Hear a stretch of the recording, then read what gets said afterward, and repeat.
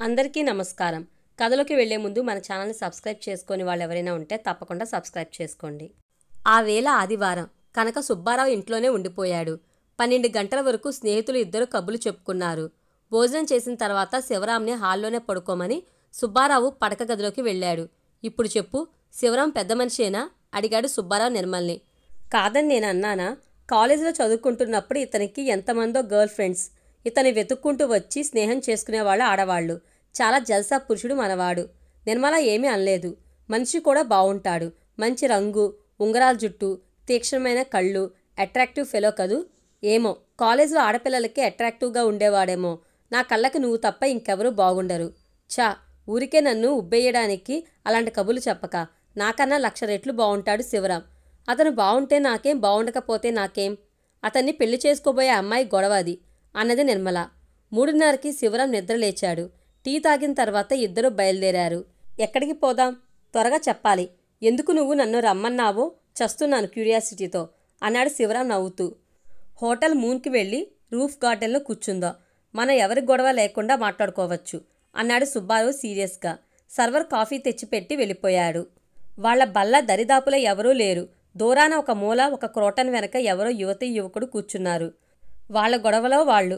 అసలు ఈ ఇద్దరిని చూడనైనా లేదు. చెప్పు అన్నాడు శివరాం సిగరెట్ వెలిగించి. I want you to make love to my wife. What? అవునోయ్, ఒక 10 రోజులు నువ్వు ఇక్కడ మా ఇంట్లో ఉండి నా భార్యతో ప్రణయం ప్రారంభించాలి. జోక్కి అంటున్నావా? నిజంగానే అడుగుతున్నావా? నిజంగానే. చాలా సీరియస్గా అడుగుతున్నాను. నీకు మతిపోయిందా? ఎందుకు? సుబ్బారావు 2 నిమిషాలు మౌనంగా ఉండిపోయి, నిర్మలలో శారీరక చాపల్యం ఉన్నదని, అవకాశం దొరికితే నాకు తెలియదని నిశ్చయం ఉంటే ఇంకో మగాడితో సంబంధం పెట్టుకుంటుందని నా అనుమానం. ఈ అనుమానం నిర్ధారణ చేసుకోవడానికి అన్నాడు. ఆమె మీద నీకు ఇటువంటి అనుమానం కలగడానికి కారణం ఏమైనా ఉందా? అదంతా ఎందుకు? నువ్వు నేను చెప్పిన సహాయం చేసిపెట్టు. నా భార్య ఎటువంటిదో నాకు రుజువు చేసిపెట్టు. నాకు మనశ్శాంతిని కలిగించిన వాడివి అవుతావు అన్నాడు విసుగ్గా. ఈ సహాయానికి ఊటీ నుంచి నన్నే పిలవడానికి ప్రత్యేకమైన కారణం ఏమైనా ఉందా? సుబ్బారావు బలవంతాన నవ్వి, నువ్వు అందమైన వాడివి. మనం చదువుకునే రోజుల్లో ఆడపిల్లలు నీ వెంట పడ్డాం. నువ్వు చిటికెలో ఎటువంటి ఆడపిల్లనైనా నీ వల్ల వేసుకోవడం మర్చిపోలేదోయ్. అదీ కాక ఇది రహస్యంగా నలుగురికి తెలియకుండా ఉండాలి. నిర్మలలో అటువంటి చాపల్యం లేదని, నువ్వు ఎంత ప్రయత్నించినా నిన్ను కసిరి కొట్టిందని నువ్వు చెప్తే నాకు ఆమె నైర్మల్యంతో నమ్మకం ఉంటుంది. ఇంతకన్నా కారణం ఏం కావాలి? అసలు నిర్మల మీద నీకు అనుమానం కలగడానికి కారణం ఏమిటి చెప్పు? ప్రేమించి పెళ్లి చేసుకున్నారు. పెళ్ళై ఇంకా 2 ఏళ్లన్నా కాలేదు. అప్పుడే అటువంటి అనుమానాలు, మనస్పర్ధలు ఎందుకు వచ్చాయి? స్పష్టంగా చెప్పలేను. ఆమె శీలవతి కాదని అనడానికి రుజువే ఉండి ఉంటే అసలు నిన్ను పిలిచేవాణ్ణి కాను. లేకే కదా నీ సహాయం అడిగింది. నేను అడుగుతున్నది రుజువు కాదు.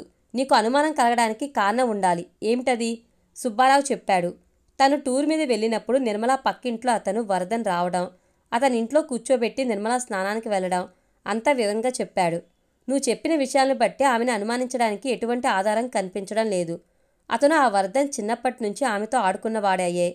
అతను ఇంటికి రావడం కానీ, ఇంట్లో కాసేపు కూర్చోవడం కానీ వాళ్ళకి చెడ్డగా తోచి ఉండదు. నీకు చెడ్డగా తోచిందని తెలియగానే ఆమె అతన్ని వెళ్ళిపోమన్నది. మళ్ళీ నువ్వు లేకుండా పుట్టింటికి కూడా వెళ్ళలేదు. అంతకన్నా దోషరహితంగా ఆమె ఎలా ప్రవర్తించగలదు? నేను ఊళ్ళో లేనని తెలిసిన రోజునే ఎందుకు వచ్చాడతను? అదే నా ప్రశ్న. అది కేవలం కాకతాళీయం అయి ఉండాలి. నువ్వు ఊళ్ళో లేవని అతనికి ఆమె టెలిఫోన్ చేసి చెప్పి ఉంటుందని అనుకోవడానికి ఆధారం లేదు. వాళ్ళిద్దరి మధ్య అటువంటి ఆకర్షణో సంబంధమో ఉండి ఉంటే అసలు నిన్ను ఆమె ఎందుకు పెళ్లి చేసుకుంటుంది? నిన్ను తప్ప ఇంకెవరిని చేసుకోకూడదని మీ మావయ్య ఆమెని నిర్బంధం చేయలేదుగా. ఏమోయ్, నువ్వు చెప్పిన కారణాలు ఏమీ సబబుగా లేవు. ఇంకేదో కారణం ఉండి ఉండాలి. చెప్పు. ఇంకేమీ లేదు అన్నాడు సుబ్బారావు దీనంగా. ఇంకేమీ లేదంటే ఒప్పుకోను. ఏదో బలమైన కారణం ఉండి ఉండాలి. చెప్పు. సుబ్బారావు ఇంకో సిగరెట్ వెలిగించి సర్వర్ని ఇంకో కప్పు కాఫీ తెమ్మని, పెళ్లి చేసుకునే ముందే నిర్మల నేను తరచూ ఒంటరిగా కలుసుకునేవాళ్ళం అని నీకు తెలుసా? అడిగాడు. ప్రేమించి పెళ్లి చేసుకున్నారుగా, కలుసుకోకుండా ఎలా ఉంటారు? నవ్వాడు శివరాం. చాలా ఆత్మీయంగా ఉండేవాళ్ళం. అది సహజమే. మేము పెళ్లి చేసుకునే ముందు 6 నెలల ముందు నుంచి మాకు శారీరకంగా సంబంధం ఉండేది. అలాగా అని ఊరుకున్నాడు శివరాం. పెళ్లి కాకుండానే పెళ్లి చేసుకుంటాననే మాట నేను నిర్మలకి ఇవ్వకుండానే నాతో సుఖం పంచుకున్నది. అలా చేయడం వల్ల ఏ కడుపో వస్తుందేమోనని నేనంటే రాకుండా జాగ్రత్త పడగలనని, ఆ కిటుకు తనకి తెలుసునని చెప్పింది. అదంతా ఫూలిష్. ఇద్దరూ బాధ్యత లేకుండా ప్రవర్తించారు. పెళ్లి చేసుకోకముందే ఎందుకు తొందరపడ్డారు? అదృష్టం వల్ల ఏ అవాంతరం జరగకుండా పెళ్ళైపోయిందిగా. ఇప్పుడు ఆ విషయం ఎందుకు? అవును, తర్వాత తెలిసింది నాకు చాలా బుద్ధిహీనంగా ప్రవర్తించామని. నాకు ఒక సందేహం. కడుపు రాకుండా చూసుకునే కిటుకులు తెలుసుకున్న మనిషి, పెళ్లి కాకుండా శరీర సుఖం అనుభవించడానికి సిద్ధపడిన మనిషి నాతోనే నా ఒక్కడితోనే అనుభవించిందని ఏమిటి నమ్మకం? నేను 6వాడినో 10వాడినో అయి ఉండవచ్చు. పక్కింటి ఆ వరదను మొదటివాడు అయి ఉండవచ్చు. అవునా కాదా? అడిగాడు సుబ్బారావు. శివరాం నవ్వు ఆపుకోలేక చాలా ఫ్యాంటస్టిక్గా ఉంది. పెళ్లి కాక ముందు నీతో శారీరక సంబంధం పెట్టుకుంది కనుక ఇంకా చాలామందితో సంబంధం ఉండి ఉండాలనేది అర్థం లేని వాదన. అలా వాదిస్తే ఏ ఆడదాన్ని నమ్మలేవు. అంత అనుమానపు మనిషివి అసలు నువ్వు పెళ్లి చేసుకుని ఉండకూడదు అన్నాడు.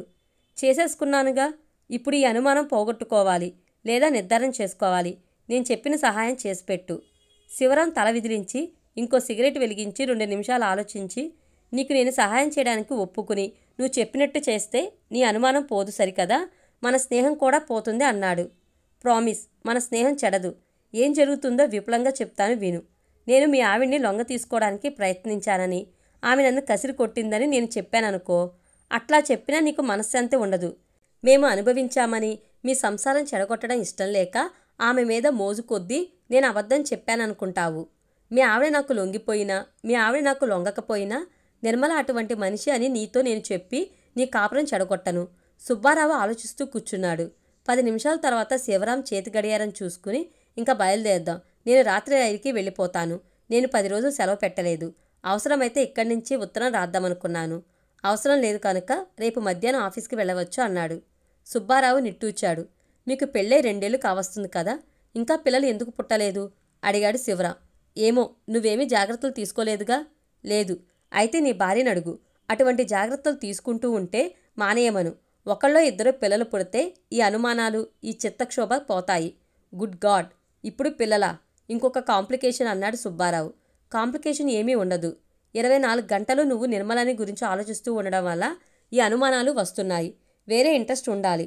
ఆఫీస్ నుంచి ఇంటికి వస్తున్నప్పుడు నిర్మల ఏం చేస్తుంది అనే ప్రశ్న లేకుండా పాపాయి నిద్రపోతూ ఉంటుందా అనే ఆలోచన వస్తే దాంతో సగం పైన నీ అనుమానం పోతుంది. నా మాట మీద నీకు నమ్మకం లేకపోతే ఎవరన్నా పెద్దవాళ్ళని అడిగి చూడు. పద అని లేచాడు శివరాం. వారం 10 రోజులు ఉంటాడన్నావు, అప్పుడే వెళ్ళిపోయాడేం నీ స్నేహితుడు? అడిగింది నిర్మల. ఎవరికో ఫోన్ చేశాడు. తను కలుసుకోవాలనుకున్న అతను ఊళ్ళో లేడట, అందుకనే వెళ్ళిపోయాడు చెప్పాడు సుబ్బారావు. ఒకళ్ళ మీద ఆధారపడి ప్రయోజనం లేదు. నిర్మల నైజం తెలుసుకునేందుకు తనే ప్రయత్నించాలి. ఎలా? ఏం చేయాలి? గంటల తరబడి ఆలోచించడం ప్రారంభించాడు. ఏమిటి బావా, ఎప్పుడూ పరధ్యానంగా ఉంటావు? ఏం ఆలోచిస్తూ ఉంటావు అని నిర్మల అడిగితే ఏమీ లేదే అనేవాడు. ఆఫీస్ రీడింగ్ రూమ్లో ఓ పత్రికలో ఒక కథ చదివాడు సుబ్బారావు. అది చదవగానే ఓ ఆలోచన స్ఫురించింది. సాయంకాలం ఆఫీస్ నుంచి బయటికి రాకుండా మామలం వెళ్ళాడు. సినిమాలలో వేషాలు వేయడానికి మద్రాసుకు వచ్చి మామలంలో ఓ గది తీసుకుని ఉంటున్న ఓ స్నేహితుని కలుసుకుని కాసేపు ఆ మాట ఈ మాట మాట్లాడి తర్వాత బాగా మేకప్ చేయగల అతను నీకెవరైనా తెలుసా అడిగాడు సుబ్బారావు. తెలికే, చాలామంది తెలుసు. దేనికి? మీ ఆఫీస్లో వాళ్ళు నాటకం వేయిస్తున్నారా అడిగాడు అతను. అతని పేరు రంగారావు. లేదు, ఇంకేదో ఫ్యాన్సీ డ్రెస్ ప్యారడీ కోసం కావాలో ఈ రంగారావు. జీవరత్నం దగ్గరికి వెళ్ళి నా పేరు చెప్పు, చవకగా చేస్తాడు. జీవరత్నం అడ్రస్ తెలుసుకుని సుబ్బారావు అతని ఇంటికి వెళ్ళాడు. మీరు చాలా బాగా మేకప్ చేస్తారని రంగారావు చెప్పాడు. రంగారావు నేను చాలా క్లోజ్ ఫ్రెండ్స్. మీ వల్ల నాకు ఓ సహాయం కావాలి అన్నాడు. చెప్పండి. పూర్తి వీడియో కోసం మన ఛానల్ తప్పకుండా సబ్స్క్రైబ్ చేసుకోండి. Thank you.